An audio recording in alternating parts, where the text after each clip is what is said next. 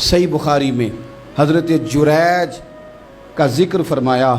جریج نفل پڑھ رہے تھے, ماں نے آواز دی, وہ آ نہیں سکے, نماز میں تھے, ماں ناراض ہو گئی. اس نے ہاتھ اٹھا کے کہا اللہ یہ اتنی دیر تک مرے نہ جب تک کسی بری عورت کا منہ نہ دیکھ لے. کسی اور کی دعا کے لیے سند نہیں ہے کہ وہ تیرے حق میں ضرور قبول ہوگی, لیکن ماں باپ کی دعا کے لیے میرے نبی پاک نے سند بیان کی ہے.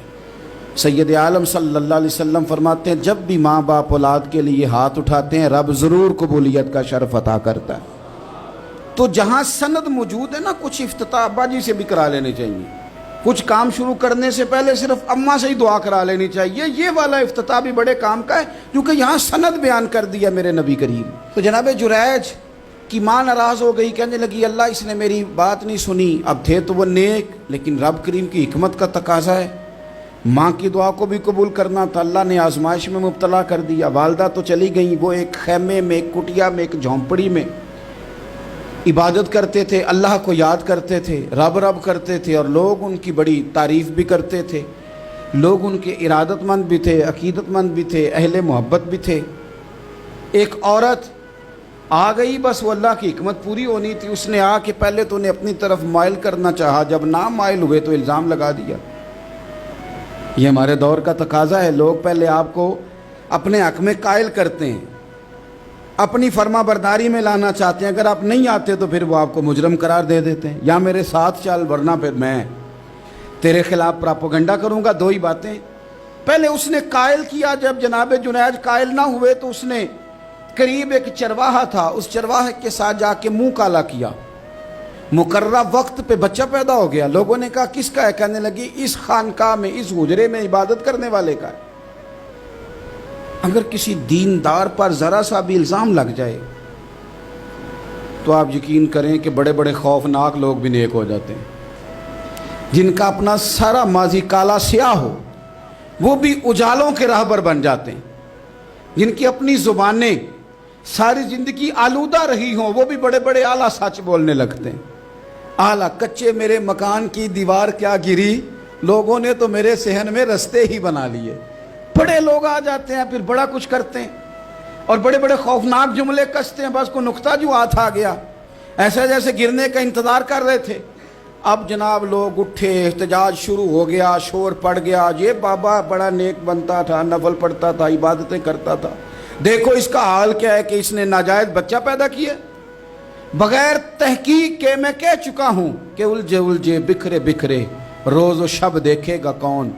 لوگ تیرا جرم دیکھیں گے, سبب دیکھے گا کون. لوگ تیرا جرم دیکھیں گے, سبب کوئی غور نہیں کرتا کہ وجہ کیا تھی. او بھائی کچھ تو مجبوریاں رہی ہوں گی, یوں ہی کوئی بے وفا نہیں ہوتا. الزام لگا دیا, شور ہوا, احتجاج ہوا, دنیا کٹھی ہوئی.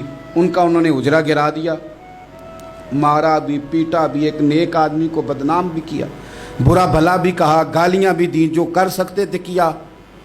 اب جب سزا دینے لگے نا تو جناب جریج کہنے لگے تھوڑی سی اجازت دیتے ہو, مار تو تم نے دینا ہی ہے.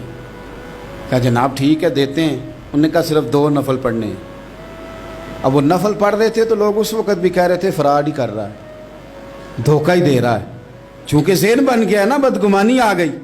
انہوں نے 2 نفل پڑھ کے ہاتھ اٹھائے, کہا اللہ جانا تو میں نے ہے, پر اس رسوائی کے ساتھ جنازے تک نہیں خراب ہو جاتے, قبریں تک نہیں لوگ بدنام کر دیتے. کہ اللہ جانا تو ہے, پھر اس رسوائی کے ساتھ تو میری مدد فرما. اب تو میرا کیس تیری ہی عدالت میں ہے, تو رحمت کا دروازہ کھول. ہاتھ اٹھائے, دعا مانگی, نفل پڑھے, پورے مجمع پہ نظر دوڑائی, کوئی نہیں تھا سپورٹ کرنے والا. کل تک جو کہتے تھے نا تیرے لیے جیئیں گے, تیرے لیے مریں گے, ساری عمر ہی آٹا گدہ ہے, لکھاں کیتے نہیں پیڑے. اب وقت آیا ہی تے محمد بخشا کوئی نہیں ہو بیٹھا نیڑے. ایک بندہ بھی نہیں تھا, ووٹر سپورٹر ساتھ دینے والا کوئی نہیں تھا. تو جناب جنید بچے کی طرف اشارہ کر کے کہنے لگے کوئی نہیں بول رہا, تو ہی بول کے بتا دے تیرا باپ کون ہے, تو ہی بول کے بتا دے کون ہے. اللہ اکبر. میرا رب جب چاہے تو بچے بولتے ہیں, رب چاہے تو گونگے بولتے ہیں, رب جب چاہے تو پھر پتھر بھی بولتے ہیں. جب کہا نا تو ہی بتا تو بچہ بولا. اور بول کے کہنے لگا میرا باپ جریج نہیں، میرا تو وہ ہے جو بکریاں چرانے والا ہے۔ میرے نبی کریم علیہ الصلوۃ والسلام نے اپنی امت کو مایوسی سے منع کیا، فرمایا رب سے دعا مانگو تو اس طرح نہ مانگا کرو، یہ مشکات میں حدیث ہے، فرمایا یوں نہ دعا مانگا کرو کہ یا اللہ دے چاہے نہ دے، فرمایا رب سے مانگو تو پورے شوق سے مانگو، عرض کرو یا اللہ دے تو ہی ہمیں عطا فرمائے گا، مالک عطا فرماؤ، فرمایا ذوق سے مانگو، جذبے سے مانگو۔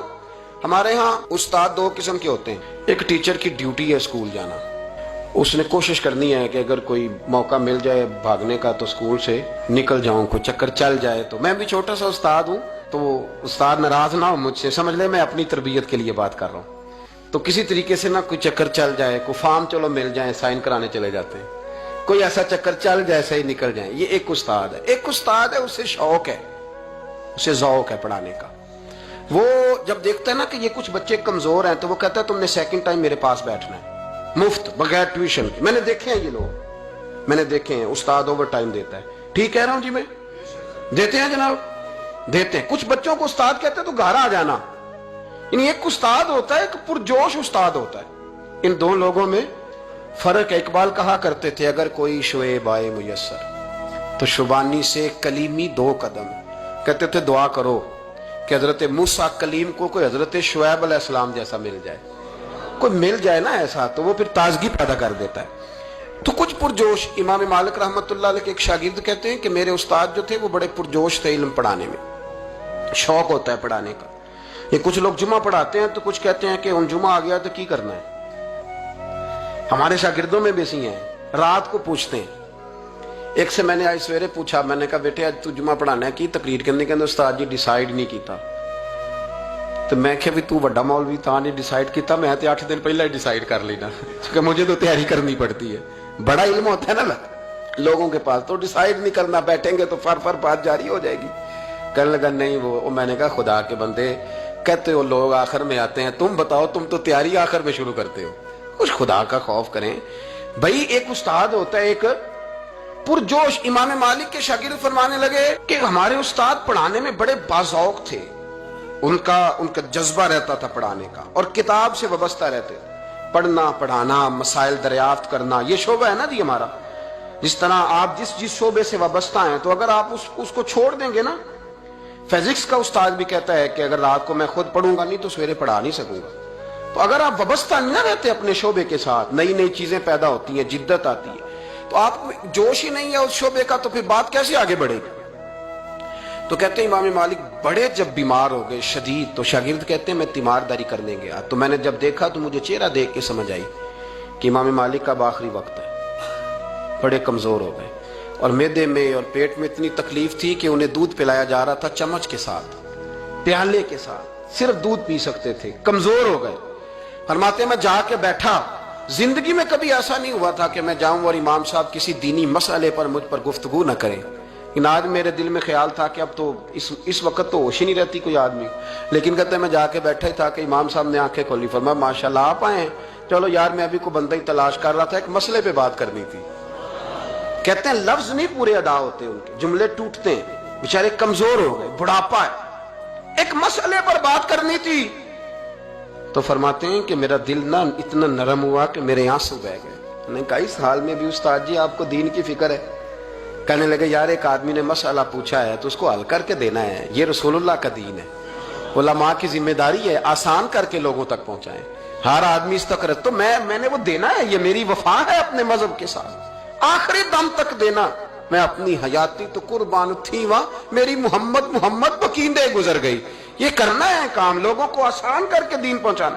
فرماتے ہیں کہ میں نے کہا استاد جی فرمائیں، کہنے لگے یار یہ حج کے موقع پر جو رمی جمار ہوتی ہے، جمرے کو شیطان کو کنکر مارے جاتے ہیں، پوچھنا یہ ہے کہ دونوں طرح سے سنت ہے، پیدل بھی مار سکتے ہیں سواری پہ بھی، تو یہ بتا کہ پیدل افضل ہے یا سواری پہ افضل ہے؟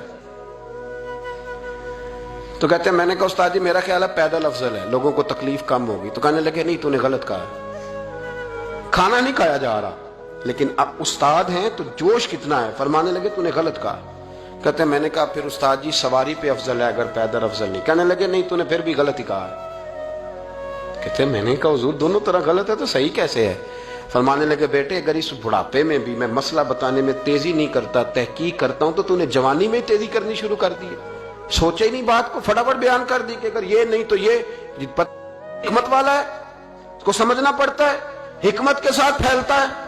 کہتے میں نے کہا استاد جی حکم کریں، پھر آپ بتائیں کیسے افضل ہے۔ فرمانے لگے مستحب ہے، اچھا عمل ہے کہ ایک شیطان کو کنکر مار کے تو دعا مانگی جائے، اور اتنی دیر مانگی جائے جتنی دیر میں انسان 20 آیات قرآن پاک کی پڑھ لیتا ہے، اور یہ مستحب عمل ہے، یعنی کرے تو ثواب ہے، نہ کرے تو گناہ نہیں۔ مستحب ہے کہ دوسرے کو کنکر مار کے پھر دعا مانگی جائے، تیسرے کو کنکر مار کے کھڑے نہیں ہونا، دعا مانگتے مانگتے چلے جائیں۔ تو فرمانے لگے مسئلہ سن، جس نے چونکہ مستحب ہے مانگے چاہے نہ مانگے، تو جس نے تو کنکر مار کے دعا مانگنی ہے نا، اس کے لیے افضل یہ ہے کہ وہ پیدل کنکر مارے، اور جس کا ارادہ دعا مانگنے کا نہیں نا، اس کے لیے افضل یہ ہے کہ وہ سواری پہ بیٹھ کے کنکر مارے۔ تو دونوں جہتیں بدل جائیں گی۔ فرماتے ہیں اس بڑھاپے اور کمزوری میں میں نے امام مالک کی وہ فقاہت دیکھی، اور فرماتے ہیں جب فارغ ہو کے نا امام مالک سے میں باہر نکلا، سلام لے کے میں دروازے پہ پہنچا تھا، ابھی کمرے کے دروازے پہ امام صاحب نے بلند آواز سے کلمہ پڑھا اور ان کی روح پرواز کر گئی۔ بلند آواز سے کلمہ پڑھا، روح پرواز کر گئی۔ اتنا دین کا جذبہ، شوق، اتنا طبیعت کے اندر درد دین کے لیے کہ آخری وقت تک مسائل دین میں غوطہ زنی، کس طرح کر کے امت کو آسان دین پہنچایا جائے۔